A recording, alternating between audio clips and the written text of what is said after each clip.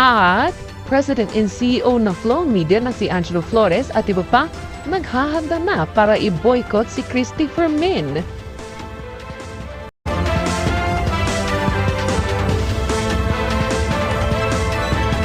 Huwag inyong pinagkakatiwalaan. GWN News Tonight.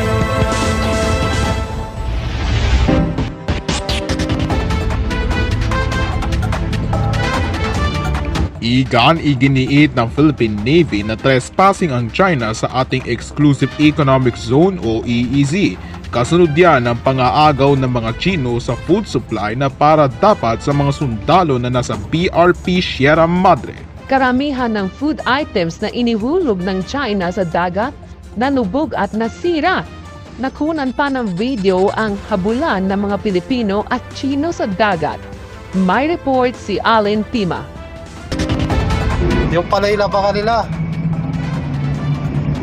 Nako. Wala. Lapitan nyo agad yung lapitan nyo agad. Kinuha nila yung para drop.